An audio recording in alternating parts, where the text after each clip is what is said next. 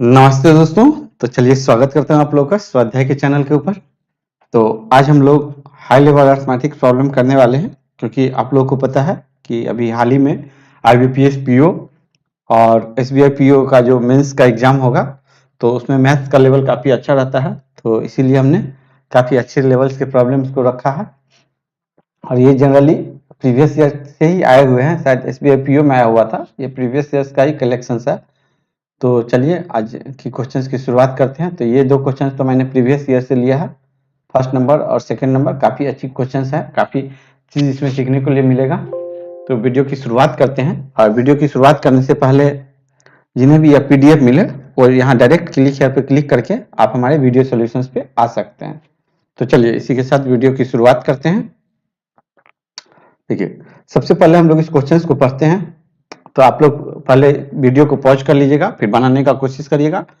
और आप लोग अपने बनाने के बाद मेरा भी बनाने का मेथड देखिएगा कि किस तरह से मैंने बनाया है, और इसके बाद आप लोग डिसाइड करिएगा कि क्या मतलब किनका अप्रोच सही है। ठीक है, तो चलिए सबसे पहले हम लोग क्वेश्चंस को पढ़ते हैं।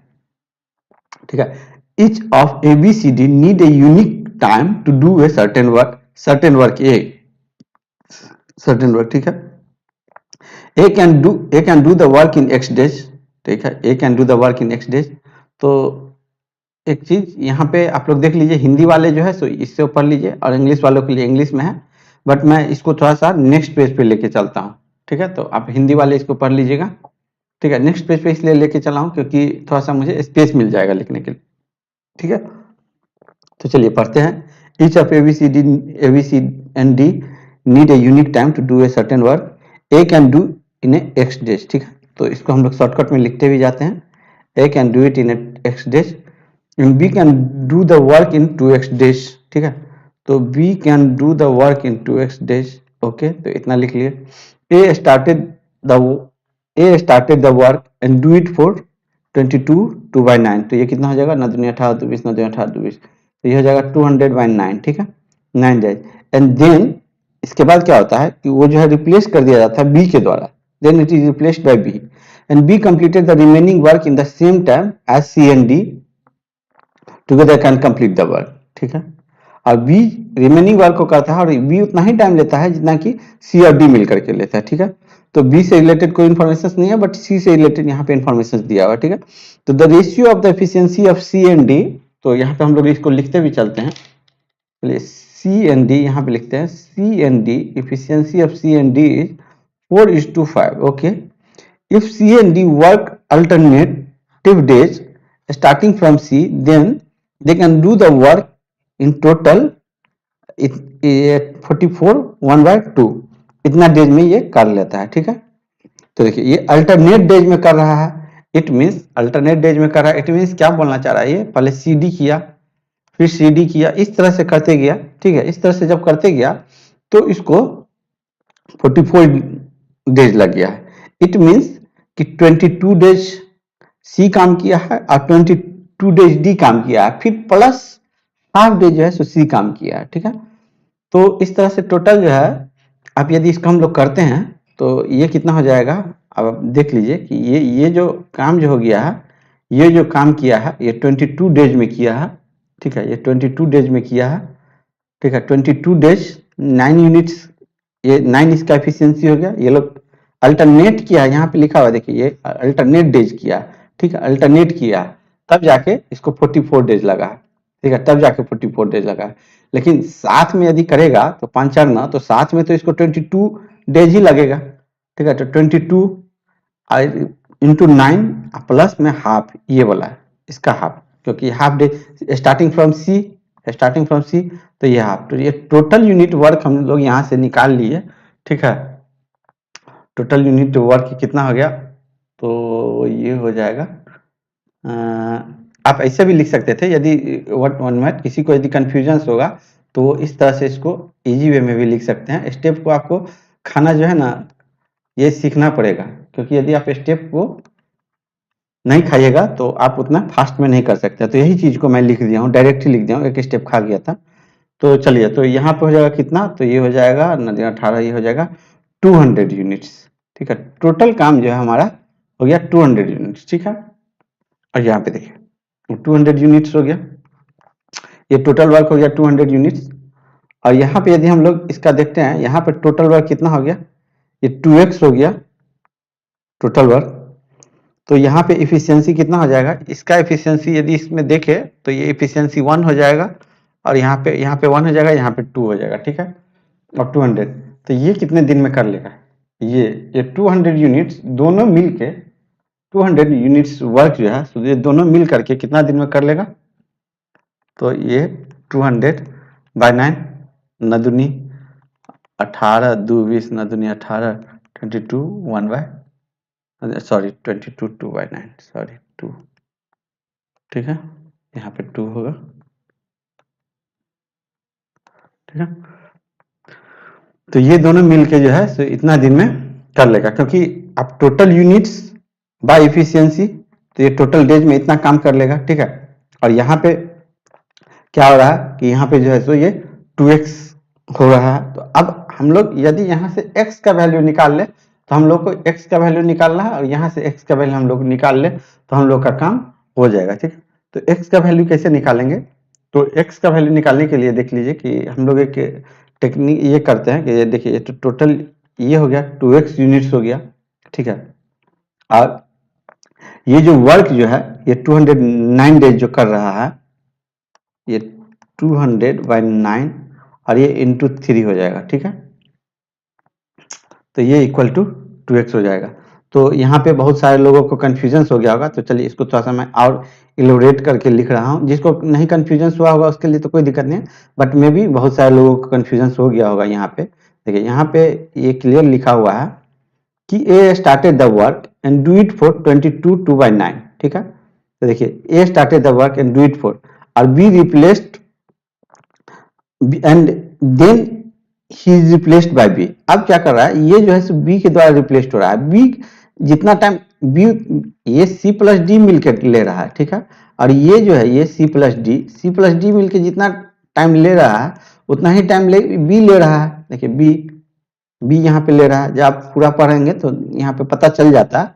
तो उतना ही टाइम बी ले रहा है, तो बी कितना टाइम ले रहा है, तो बी भी हमारा 200/9 ही डेज ले रहा है। और ये ए कितना दिन काम किया है, तो ए भी तो 200/9 ही डेज किया है। इसको जब हम लोग किए हैं तो ये भी तो 200/9 ही डेज किया है, और बी भी 200/9 ही डेज किया है, ठीक है। तो देखिए, तो यदि इसको हम लोग लिखते हैं ये टोटल वर्क, तो टोटल वर्क यदि इसको हम लोग, आपको शॉर्टकट में लिखना पड़ेगा, जब आप लोग स्टेप नहीं खाएंगे तब तक दिक्कत होगा, ठीक है। तो ए कितना दिन में किया है, 200/9 डेज, ठीक है। ए जो है सो 200/9 डेज में कितना यूनिट, तो 2 यूनिट्स, ठीक है। और बी भी तो 200/9 डेज में ही कर रहा है, बी भी 200/9 डेज में ही कर रहा है, और कितना यूनिट्स कर रहा है, ये 1 यूनिट्स कर रहा है, ठीक है। तो यही तो हो जाएगा 2x के बराबर। तो यही इसी को हमने डायरेक्ट लिख दिया था, इसी स्टेप्स को 200/9 को कॉमन लेकर के। तो जब आप लोग बार बार प्रैक्टिस करेंगे तो ये आ जाएगा। तो जब हम लोग यहाँ से x को सोल्व करते हैं, तो ये x को जब सोल्व करते हैं तो x हो जाता है 100/3, ठीक है। तो ये हमारा क्वेश्चन नंबर 1 का आंसर ये हो जाएगा, ठीक है। तो होप आप लोगों को ये समझ में आ गया होगा। तो चलिए आगे मूव करते हैं। A and be together can complete 220 to 225% of the work in how many days, ठीक है, 225। तो इसको हम लोग बोला ए एंड बी, ठीक है। अब इसको बोला है कि ए एंड बी मिलके जो टोटल वर्क है, तो टोटल वर्क हमारा कितना है, 1 मिनट। टोटल वर्क हमारा कितना है, टोटल वर्क हमारा 2x है, ठीक है। तो 2 इंटू एक्स, एक्स क्या था, 100/3 था, और ये जो टोटल वर्क है इसका 225%, ठीक है। ये कितने दिन में कर लेगा, और टोटल इफिशियंसी कितना हो जाता है, टोटल इफिशियंसी जो हमारा देखिए 2 और 1 3 हो जाता है, तो 3 नीचे में आ जाएगा, ठीक है। जब 3 नीचे में आ जाएगा तो इसको हम लोग यदि लिखेंगे, इसको यदि हम लोग लिखते हैं तो पहले इसको कट ही कर देते हैं, इसको कट कर दिए, ठीक है। ये ऊपर 1 जाएगा, नीचे 3 आ जाएगा, तो 3 यहाँ पे आ जाएगा, 3 यहाँ पे आ जाएगा, तो ये 9 हो जाएगा। तो ये 9 हो जाएगा, तो 9 दूनी 18, 4 5 9 5 45, तो ये कितना हो जाएगा, 50 डेज हो जाएगा, ठीक है। तो इसका आंसर हम लोगों का ये हो जाता है, ठीक है। चलिए नेक्स्ट जो हिंदी मीडियम्स वाले हैं इसको आप देख लीजिए कि ये किस तरह से किया गया। बस देखने में आपको ये थोड़ा सा लंबा लग रहा होगा क्वेश्चन, बट जब बनाएंगे तो काफी इजी वे में आपको ये प्रॉब्लम सोल्व हो जाएगी, ठीक है। तो चलिए मैं यहाँ पे इसको सोल्व करता हूँ और सबसे पहले इसको पढ़ते हैं, ठीक है। In manufacturing a certain items 40% of the expenditure is on account of raw material, ठीक है, 40%, 20% on account of labor charge, 20% on account of fixed charge and then rest on miscellaneous, ठीक है। तो मान लीजिए हमारा 100 टोटल हो गया, तो 100 जब टोटल हो गया तो ये 40% ऑन रॉ मटेरियल, ठीक है। रॉ मटेरियल पे हमारा 40 यूज हो गया, ठीक है, 40 यूज हो गया रॉ मटेरियल पे। On account of labour charge, ठीक है, लेबर चार्ज पे हमारा 20% यूज हो गया, ठीक है, 20%, and 20% on account of fix charge, तो फिक्स चार्ज पे 20% हो गया, ठीक है सब fix charge and rest on miscellaneous, ठीक है। तो यहाँ पे एक मिसलेनियस भी है, ठीक है, मिसलेनियस, तो 40 60 80, तो मिसलेनियस कितना हो गया, ये 20 हो गया, ठीक है। तो यहाँ तक 20 लिख लिया। The item is sold at A profit of 25%, ये जो आइटम है, ये आइटम 100, इसको हम लोग 25% के प्रॉफिट पे सोल्व करते हैं, ठीक है। तो यहाँ पे सेलिंग प्राइस जो हमारा है ये हो जाता है 125, okay. The price of the raw material, अब क्या बोला है, the price of the raw material went up bye 15%, raw material देखिए, तो 15 चौके 60, तो जब 15% से इंक्रीज करेगा, ये 15% से इंक्रीज करेगा, तो यह 15 चौके 60, ये हो जाएगा 46, ठीक है, यहाँ तक हम लोग पढ़ लिए थे, ठीक है। एंड लेबर चार्ज, ठीक है, labour charge went up bye 20%, तो इसका जो है लेबर चार्ज जो है यहाँ पे वेंट अप बाय 20%, तो 2 दूनी 4, तो ये हो जाएगा कितना, ये हो जाएगा 24, ठीक है, 24। And the cost of miscellaneous heads went up bye 50%, cost of miscellaneous, ठीक है, तो ये जो हमारा 50% से अप कर गया है, तो ये हमारा हो जाएगा 50%, तो ये हो जाएगा 30, ठीक है, 50%। While the fixed cost remain unchange, ये फिक्स्ड कॉस्ट जो है सो रिमेन अनचेंज, मतलब ये 20 का 20 ही रह गया, ठीक है। तो अब इसको हम लोग यदि टोटल करते हैं तो 40 50 70 90 120, तो ये हमारा हो जाता है कितना, ये 120 आ जाता है, ठीक है, जब इसको टोटल करते हैं तो, ठीक है, 120 हो गया, ठीक है। अब देख लीजिए अब क्या बोल रहा है, if the selling price remain unchanged, ये जो सेलिंग प्राइस है, ये सेलिंग प्राइस ये रिमेन अनचेंज्ड रह जाए, then what is the percentage profit percentage, तो प्रॉफिट परसेंटेज कितना हो जाएगा, तो रिमेन अनचेंज हो जाएगा, तो ये दोनों के बीच में 5 का प्रॉफिट हो गया, 5 का प्रॉफिट हो गया, ठीक है। अब 5 का प्रॉफिट किसके ऊपर, तो ये 120 के ऊपर, और इंटू 100, तो ये हो जाएगा 20 पंचे अच्छा के, तो ठीक है, तो ये हो जाएगा 25/6, तो आंसर इसका सी हो जाएगा, ठीक है। तो बस ये देखने में आपको इतना लेंदी लग रहा था, बट ये इतनी लेंदी प्रॉब्लम थी नहीं, ठीक है। तो चलिए आगे मूव करते हैं, ठीक है, चलिए ठीक है, ये भी क्वेश्चंस बहुत ही अच्छी क्वेश्चंस है। इफ द मैन्युफैक्चरर्स वांट्स इतना % प्रॉफिट, तो इसको हम लोग कर लेते हैं, तो 33 और 7 40 40, ठीक है, और ये 11 और 4 15, ठीक है, और बट्टा 1 1, और यहाँ पे हो जाएगा 40% छुटा हुआ है, यहाँ पे परसेंट डाल दीजिएगा, 40% प्रॉफिट, तो ये हो जाएगा कितना, ये हो जाएगा 3, और ये हो जाएगा 2, तो ये हो जाएगा 3/22, ठीक है। तो इसको हम लोग सोल्व कर लिए। इफ मैन्युफैक्चरर्स वांट्स इतना परसेंट प्रॉफिट, तो इसको यदि हम लोग इजी वे में लिखने चले, तो कॉस्ट प्राइस यदि हमारा 22 है, तो इट मीन्स कि ये बात कर रहा है सेलिंग प्राइस हमारा 25 हो जाए, ठीक है। Then by what percent should he reduce his expenditure on raw material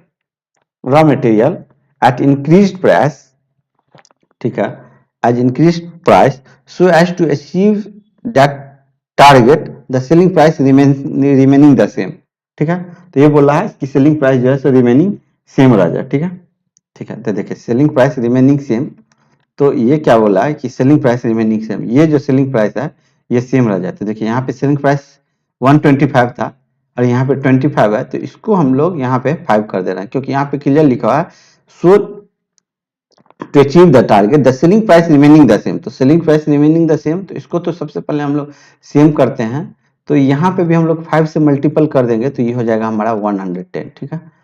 तो अब हम लोग क्या कर सकते हैं, 110 हो गया, ठीक है। तो इतना तक हम लोग कर लिए। अब फिर से एक बार हम लोग पढ़ के देखें क्या बोल रहा है। Then by what percent should he reduce his expenditure on raw material at increased price, raw material at increased price, raw material at increased price, ये मतलब इसकी बात कर रहा है, raw material at increased price इसकी बात कर रहा है, ठीक है।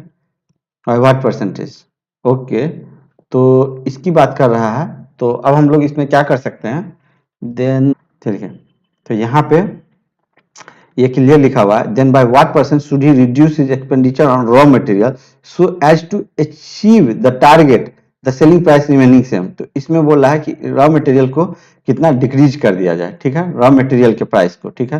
तो रॉ मटेरियल के प्राइस के रिस्पेक्ट में आपको कितना डिक्रीज करना है, ठीक है, कि आपका जो है कोई चेंजिंग ना हो, ठीक है। तो यहाँ पे देख लीजिए ये तो 120 है, ठीक है, और यहाँ पे ये 120 है और यहाँ पे 110 है, तो ठीक है। तो 10 का डिफरेंस आ रहा है, ठीक है। तो 10 का जो डिफरेंस आ रहा है वो किसके रिस्पेक्ट में आ रहा है, 1 मिनट, 10 का जो ये इसके 46 के रिस्पेक्ट में, ठीक है। 10 का डिफरेंस 46 के रूप में, और यहाँ पे कितना, तो ये 100, ठीक है। तो जब हम लोग यहाँ पे 10 का डिफरेंस आ रहा है, यहाँ पे ये 10 का डिफरेंस आ रहा है, यहाँ 110 है और यहाँ पे 120 है, ठीक है। तो थोड़ा सा आप लोग पॉज करके देखोगे तो क्लियर दिखेगा, नहीं तो मैं इसको पेस्ट कर दूं क्या यहाँ पे, तो ठीक रहेगा क्या। 1 मिनट, मैं इसको कॉपी पेस्ट ही कर दे रहा हूँ ताकि आप लोगों को दिक्कत नहीं हो। 1 मिनट, ठीक है। तो चलिए मैं इसको कॉपी पेस्ट करके यहाँ पे लिख लिया हूँ। अब देखिए, अब आप लोग को थोड़ा सा क्लियर हो जाएगा। Then by what percent should he reduce his expenditure on raw material. तो रॉ मटेरियल तो यहाँ पे कितना था, रॉ मटेरियल तो यहाँ पे 46 है रॉ मटेरियल, ठीक है। As to achieve that target the selling price remaining the same, the selling price remaining the same के लिए क्या कर रहा है, then by what percent at the increased price, at the increased price, ठीक है। इंक्रीज प्राइस, तो increase price देखिए, तो इंक्रीज प्राइस तो यहाँ पे 120 है और यहाँ पे 110 है, ठीक है। तो इंक्रीज प्राइस तो दोनों का डिफरेंस कितना हो गया, 10 आ गया, ठीक है, 10 है। और ये क्लियर बोल रहा है, थोड़ा सा टफ लेवल का प्रॉब्लम है। इस टाइप का क्वेश्चन एक्चुअली एग्जाम में आपको 2 मार्क्स से मिलेंगे, सिंगल मार्क्स में नहीं रहेंगे, ये 2 मार्क्स में होगा। तो आप एक क्वेश्चन सोल्व कर लोगे तो 2 मार्क्स हो जाएगा, क्योंकि पीछे से आपको कैरी फॉरवर्ड करके ही इस टाइप के क्वेश्चन सोल्व होते हैं, ठीक है। देन बाय व्हाट परसेंट, तो इसका 10 हो जाएगा, इस पे किस पे, तो ये रॉ मटेरियल के रिस्पेक्ट में बोल रहा है। देन यहाँ पे क्लियर लिखा है, then by what percent should he reduce his expenditure on raw material, raw material पे, तो ठीक है, रॉ मटेरियल पे कितना डिक्रीज करे, तो यहाँ पे 10 डिक्रीज करना पड़ेगा, क्योंकि यहाँ पे 120 था और यहाँ पे 110 है, तो यहाँ पे 10 डिक्रीज करना पड़ेगा किसके रिस्पेक्ट में, तो ये रॉ मटेरियल के रिस्पेक्ट में। कहाँ पे, तो ये एट इंक्रीज प्राइस, तो ये इंक्रीज प्राइस के रिस्पेक्ट में, ठीक है। तो जब इसको हम लोग 100 करते हैं तो ये जो हो जाएगा, तो ये 2 से कट जाएगा, तो ये 23 और ये 5, तो 500 बाय 23, तो 46 4, तो ठीक है, तो 117 बाय 23, ठीक है। तो ये यहाँ से ये हमारा आंसर आ जाता है, ठीक है। होप आप लोगों को समझ में आ गया होगा। चलिए ठीक है, तो यहाँ पे if the fixed price went up by 25%, ठीक है, फिक्स्ड प्राइस, तो यहाँ पे एक चीज सबसे पहले हम लोग इसको लिख लेते हैं। यहाँ पे देखिए ये 46, ये मतलब फिर से एक बार कॉपी पेस्ट करने दीजिए 1 में, ताकि दिक्कत ना हो, ठीक है। 1 मिनट, 1 मिनट, यहाँ पे डाटा रहेगा थोड़ा सा अच्छे से हो जाएगा, ठीक है। चलिए ठीक है, तो यहाँ पे देख लीजिए कि if the fixed price, if the fixed charges went up by 25%, the fixed charges, तो फिक्स्ड चार्जेस ये इसका बात कर रहा है, ये fixed charges went up by 25%, तो 25% कितना हो जाएगा, 5 हो जाएगा, तो ये वेंट अप बाय 25%, ये 25 हो जाएगा। Then by what percent should he increase the selling price, should he increase the selling price so as to earn a profit of 20%, ठीक है, ठीक है। तो ठीक है, तो जब हम लोग इसको 5 किए तो ये टोटल कितना हो जाएगा, तो टोटल तो हो जाएगा हमारा 125। जब इसको यहाँ पे 5 इंक्रीज हो गया, तो 5 इंक्रीज हो गया तो ये इफ ही, यहाँ पे एकदम क्लियर लिखा है देख लीजिए, if the fix charges went up by 25%, then by what percent should he increase the selling price, ठीक है, सेलिंग प्राइस तो as to increase a profit of 20%, ठीक है। तो यहाँ पे ये तो 20 हो जाता है, तो ये कितना हो जाएगा, तो ये तो हमारा हो जाएगा 125, ठीक है।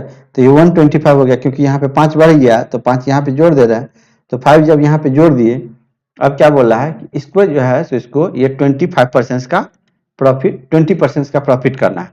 तो इसमें 6/5 करेंगे, तो 6/5 यदि इसको करते हैं मल्टीपल, तो ये कितना हो जाएगा, 25, तो ये हो जाएगा 150 हो जाएगा, ठीक है। तो यहाँ पे 150 आ गया।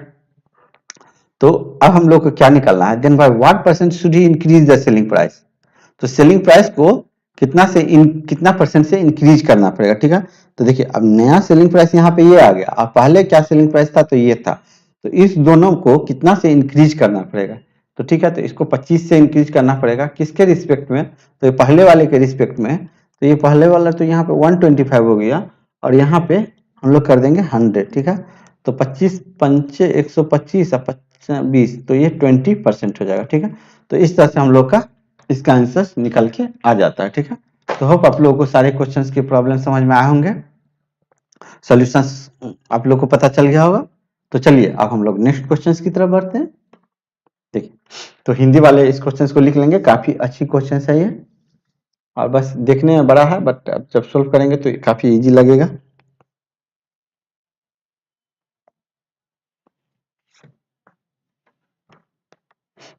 चलिए ठीक है, तो इसको हम लोग सबसे पहले सोल्व करते हैं, ठीक है।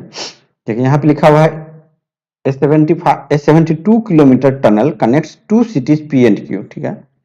तो सबसे पहले एक रफ डायग्राम बना लेते हैं ताकि इजीली सब कुछ समझ में आ जाए, ठीक है। तो two cities P and Q, ठीक है, और ये जो है सो ये जो है सो नीचे से ये 72 किलोमीटर से, ठीक है, ये जो है सो 72 किलोमीटर से, ओके, ये 72 किलोमीटर से, ठीक है, ठीक है। Connect two cities, they are 2 gutter in the tunnel, 2 gutter है, ठीक है, अंदर tunnel. Gutter 1 is nearest to P, तो यहाँ पे गटर 1 है, ठीक है, nearest to P, and P, ठीक है, gutter P, the distance between gutter 1 and P is this one, तो ये हो जाएगा कितना, 50/3, तो 50/300, तो ये हो जाएगा कितना, ये 1/6 हो जाता है, ठीक है। जब इसको करते हैं, फ्रैक्शन को सोल्व करते हैं, तो ये हो जाता है less than the distance between gutter 2 and Q, ठीक है। तो 2 एंड Q, तो ये जो है तो यहाँ पे हो जाता है, ठीक है, 2 एंड Q, तो ये लेस देन हो रहा है, ठीक है। तो ये 5 है, तो इट मीन्स ये 6 है। देखिए यहाँ पे क्लियर करेंगे तो पता चल जाता है, ठीक है। तो ये 6, ये 5 के अनुपात में है, तो ये 6 के रेशियोज में है, ठीक है। ओके, अब क्या होता है, यहाँ से बस क्वेश्चंस देखने में मतलब बहुत लेंदी है, बट जैसे जैसे आप इसको करोगे वैसे वैसे आपको ये इजी लगने लगेगा, ठीक है। One day A hospital P received an information, यहाँ पे एक इन्फॉर्मेशन रिसीव्ड होता है, यहाँ पर received an information that an accident had occur at gutter 2, और यहाँ पे एक एक्सीडेंट हो चुका है, ठीक है, एक्सीडेंट हो चुका है, कोई दिक्कत नहीं। An ambulance started from P at 60 kilometre per hour, यहाँ से एक एम्बुलेंस चलना स्टार्ट किया, and 10 minute later it crossed gutter 1, 10 minute के बाद जो है ये गटर 1 को क्रॉस कर लेता है, ठीक है। तो देखिए 60 किलोमीटर के स्पीड से है, मतलब 7 मिनट में 60 किलोमीटर, तो 10 मिनट में 10 किलोमीटर, तो 10 मिनट में 10 किलोमीटर, तो ये 5 जो है, ये जो 10 किलोमीटर चल लिया, तो ये 5 10 किलोमीटर चला है, तो 6 जो है ये 12 किलोमीटर हो जाएगा, ठीक है। ये 5:6 के रेशियोज में है ना, तो ये 12 किलोमीटर हो गया, ठीक है। तो देखिए 12 किलोमीटर हो गया, और एक्सीडेंट जो है यहाँ पे हुआ है, ठीक है, एक्सीडेंट यहाँ पे क्लियर लिखा हुआ है, accident had occur at gutter point 2, ठीक है, यहाँ पे, ठीक है, गटर। अब क्या हुआ कि अब जब गटर से पास कर गया है, तो अब इसको फ्री रोड मिल रहा है, तो ठीक है, it doubles the speed after that travel to gutter 2, तो यहाँ से जो है so ये अपने स्पीड को डबल कर लिया, मतलब क्या, यहाँ पे ये जो है अपना स्पीड जो है 120 60 किलोमीटर ना, हाँ, तो 120 किलोमीटर पर आवर कर लिया, ठीक है, 120 किलोमीटर पर आवर कर लिया। And travel to gutter two के तरफ ट्रेवल किया and return back at that speed, और इसी स्पीड से ये रिटर्न बैक भी किया, ठीक है, यहाँ से तो यहाँ से मैं थोड़ा सा रेड पेन ले लूँ ताकि कंफ्यूजन नहीं हो, ठीक है, यहाँ से फिर ये रिटर्न बैक कर रहा है, ठीक है, रिटर्न बैक किया, ठीक है, और रिटर्न बैक करिए, रिटर्न और हॉस्पिटल यहीं पे है, पी पे ही रिसीव्ड हुआ था, तो रिटर्न बैक करके यहीं पे आता है, ठीक है, तो यहाँ पे आ गया, return back at that speed. If it takes total 2 minutes to take the patients into and out of the ambulance, 2 minute इसको एम्बुलेंस से लेने और बाहर करने में लगा, then what is the total time taken by the ambulance to shift the patient to the hospital, ठीक है, shift the patient, तो इसको कितना टाइम लगा है टोटल टाइम, ठीक है, तो अब देखिए अब हम लोग क्या कर सकते हैं, तो 2 मिनट्स तो यहाँ पे हम लोग को मिल चुका है कि 2 मिनट्स यहाँ पे है और कितना कितना देर लगा है, ठीक है, 2 मिनट्स यहाँ पे लग चुका है और यहाँ पे 10 मिनट्स लग चुका है, यहाँ से यहाँ तक जाने में 10 मिनट्स, 2 मिनट्स और यहाँ से लेके और यहाँ तक आने में कितना टाइम लगेगा वो हम लोग को सर्च कर लेना, ठीक है, तो यहाँ से लेकर के और यहाँ तक आने में, ठीक है, तो इसको हम लोग कैसे सर्च करेंगे, तो देखिए ये 72 किलोमीटर था, तो 72 में से आप जो है सो यहाँ तक, तो 72 में से यदि 12 किलोमीटर माइनस किए तो 60 किलोमीटर बचा, ठीक है, 60 किलोमीटर बचा और 60 में से 10 और माइनस कर लिए, यहाँ तक तो हो चुका है हम लोग को इतना, ये और यहाँ से ये जो है हम लोग को 120 के स्पीड से चल रहा है, ठीक है, तो इसका टाइम निकाल लेंगे टोटल, तो हम लोग का काम हो जाएगा, क्योंकि इधर तो है ही 2 मिनट इधर, 10 मिनट यहाँ पे इतना दूर, ठीक है, 10 मिनट यहाँ पे, 10 मिनट यहाँ पे और यहाँ पे टोटल, तो 60 में से 10 मिनट्स तो इधर माइनस हो जाएगा, तो यहाँ पे कितना हो गया 50 किलोमीटर हो गया, 50 किलोमीटर इधर हो गया और यहाँ पे 60 किलोमीटर, यहाँ से यहाँ तक ये 60 किलोमीटर, तो 60 किलोमीटर यहाँ आ गया, तो टोटल डिस्टेंस हो गया हमारा कितना 110 किलोमीटर, 110 किलोमीटर जो है ये कितने के स्पीड से चल रहा है, ये 120 के स्पीड से ड्राइव कर रहा है, 120 किलोमीटर, ठीक है, तो इसको कितना टाइम लग जाएगा, तो इसको जो हम लोग को जो यदि हम लोग इसको निकालते हैं तो इसको 60 से हम लोग ये कर देते हैं मल्टीप्लाई, ठीक है, मिनट्स में कन्वर्ट करने के लिए, तो ये 2, तो ये हो जाएगा 55, तो यहाँ पे लग गया इसको 55 मिनट्स, ठीक है, तो यहाँ पे लग गया इसको 55 मिनट्स, ओके, तो टोटल हम लोग का कितना देर लग गया 67 मिनट्स जो हम लोग को लग गया, ठीक, तो यहाँ से हम लोग का आंसर आ जाता है ऑप्शन बी, ठीक है, चलिए आगे मूव करते हैं क्वेश्चन नंबर 7 की तरफ, होप आप लोग को समझ में आया होगा, ठीक है, चलिए अब यहाँ पे क्या बोला है, if the distance of the tunnel increased by this much, तो ये जो है सो कितना हो जाता है, चलिए 18 2 20 18 2 20 2/3, ठीक है, 2/3, तो मतलब पहले 3 था तो बाद में 5 हो जाता है, तो 3 कितना था, तो यहाँ पे 3 जो है हमारा 72 किलोमीटर था, तो जो 3 जो हमारा यहाँ पे ये 72 था, तो ये हो जाएगा कितना, ये 120 किलोमीटर हो जाएगा, ठीक है, तो अब क्या बोल रहा है, if the distance of the tunnel increased by ये दिस मच डिस्टेंस, तो हम लोग एक रफ डायग्राम बना लेते हैं ताकि आप लोग को क्लियर पता चल सके कि क्या क्या हो रहा है, ठीक है, तो यहाँ पे, ठीक है, तो जो इंक्रीज हो रहा है तो हम लोग का ये टोटल डिस्टेंस जो है हम लोग का ये 120 किलोमीटर है, ठीक है, ये टोटल 120 किलोमीटर है, ठीक है, ये टोटल हम लोग का जो है वो 120 किलोमीटर है, ओके, साइकिलिस्ट एक साइकिल चलाने वाला आदमी है, वो जो है तो P से Q की तरफ 9 AM में स्टार्ट करता है, यहाँ पे P है और यहाँ पे Q है, यहाँ पे 9 AM में साइकिल जो है सो स्टार्ट होता है with the speed of 40 kilometre per our, ठीक है, 40 kilometre per our, while another cyclist starts from Q to P at a speed of 40 kilometre at 10 AM, ठीक है, और यहाँ पे क्या बोल रहा है कि 10 AM में यहाँ पे 10 AM में ये भी जो है सो 40 किलोमीटर की ही स्पीड से ये अपना साइकिलिंग स्टार्ट करता है, ये भी 40 किलोमीटर स्पीड से और ये भी 40 किलोमीटर पर आवर के स्पीड से, ठीक है, after 1 hour the first cyclist, तो देखिए आफ्टर 1 आवर, तो पहले तो 1 घंटा में ये कितना किलोमीटर चल लिया, ये 40 किलोमीटर अपना काम कर लिया, ठीक है, यहाँ पे 40 किलोमीटर। तो ये जो है सो 10 AM में यहाँ पे है, ठीक है। After 1 hour the first cyclist holds 15 minutes, ये हाल्ट करता है, 15 मिनट्स ये हाल्ट करता है, ठीक है। 15 मिनट्स मतलब यहीं पे ये 10:15 AM तक जो है सो ये यहीं पे रुका हुआ है, ठीक है। 10:15 AM तक ये यहीं पे रुका हुआ है at a place before it continue the journey, ठीक है, ये यहीं पे रुका हुआ है, ठीक है।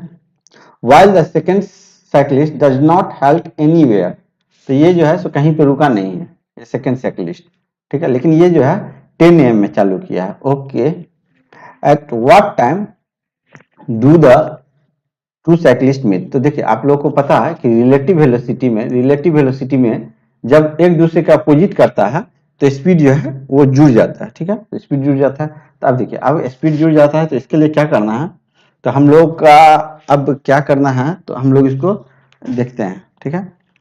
तो रिलेटिव स्पीड में जो जुड़ जाता है तो दोनों एक ही टाइम में चलता तब जुड़ता, तो देखिए 15 मिनट में ये कुछ ना कुछ चलेगा, क्योंकि देखिए रिलेटिव स्पीड जो है टाइम सेम रहेगा तभी तो रिलेटिव स्पीड लेंगे। तो यहाँ पे 10-15 तक पहले इसको ले आते हैं, ठीक है, 10-15 तक लाने के बाद जो है इसको हम लोग रिलेटिव स्पीड का कंसेप्ट यहाँ से यहाँ लगा देंगे और हम लोग का प्रॉब्लम निकल जाएगा, ठीक है।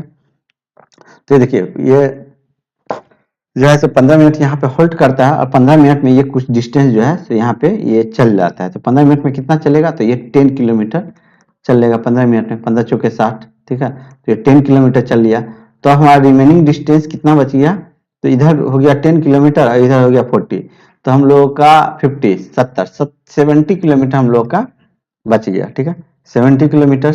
और ये किसके रिलेटिव स्पीड से चल रहा है, तो ये हमारा चल रहा है 80 के रिलेटिव स्पीड से 40 किलोमीटर ये 40 किलोमीटर ये, ठीक है। और इसको कर देना है 60, ठीक है, तो 20 चौके और 20 तिक्के, ठीक है। तो ये हो गया और ये मिनट में बदलने के लिए हम लोग कर लिए हैं, तो ये हो जाएगा कितना, इसको यदि हम लोग कर लेते हैं तो ये हो जाता है 2 और ये हो जाता है 35, 105, ठीक है। तो 105 बाय 2, ठीक है।